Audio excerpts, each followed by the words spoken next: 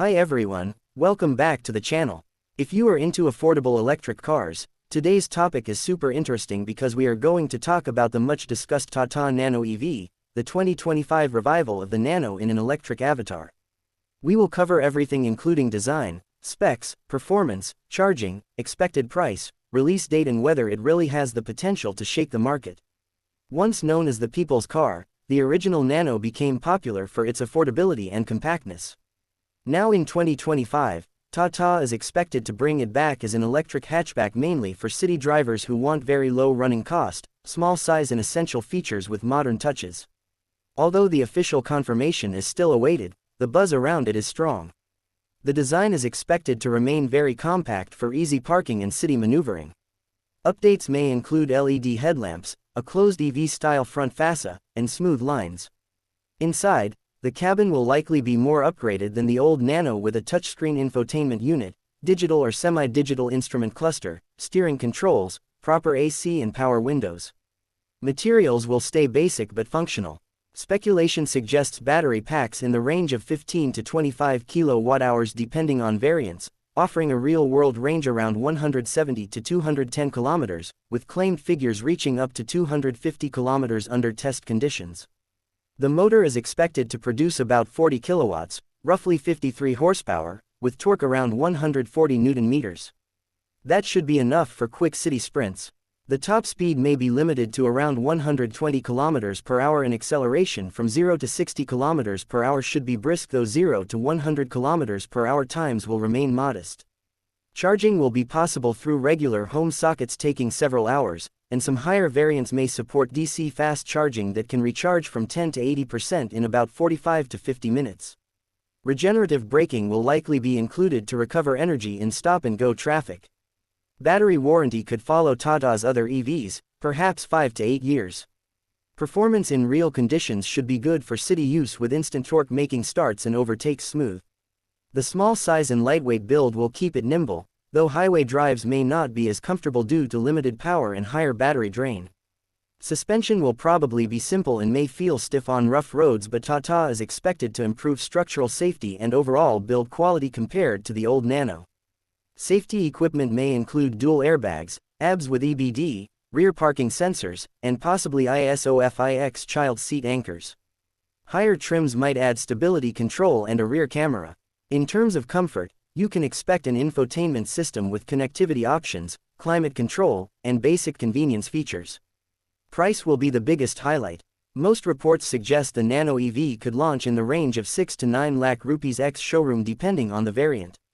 With subsidies, the cost to customers could be even lower, placing it against entry-level EVs like the MG Comet EV and Tata Tiago EV. The release date has not been officially announced, but industry watchers expect late 2025 or early 2026. Test mules have been spotted and the project is clearly in advanced stages, but timing will depend on production readiness and infrastructure support.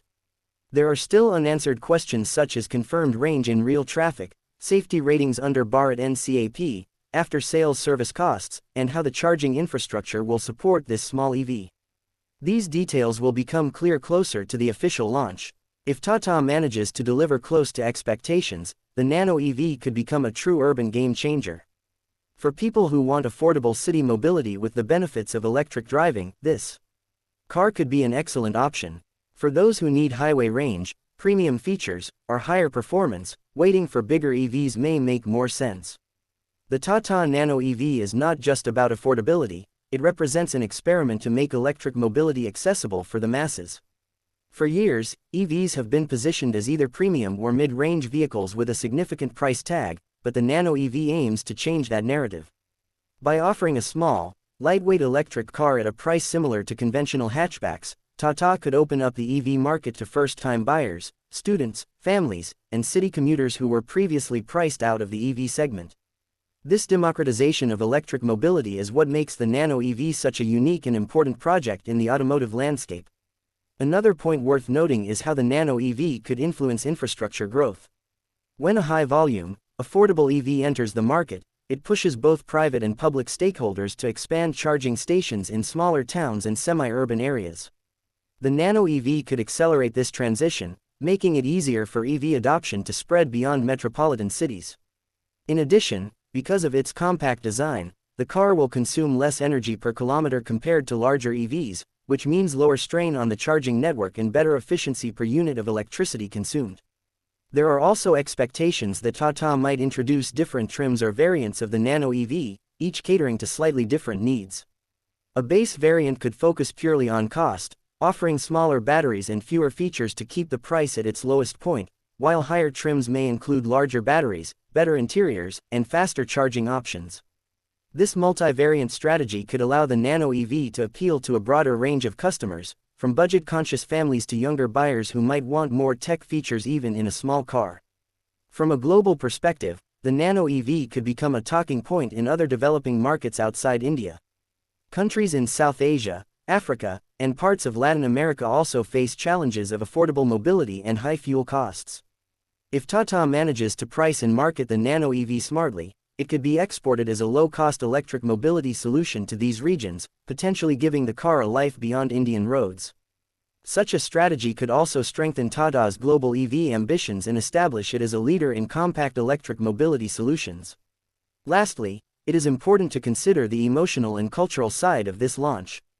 The original Nano carried a reputation as the cheapest car in the world, but it also struggled with perception and sales in its later years.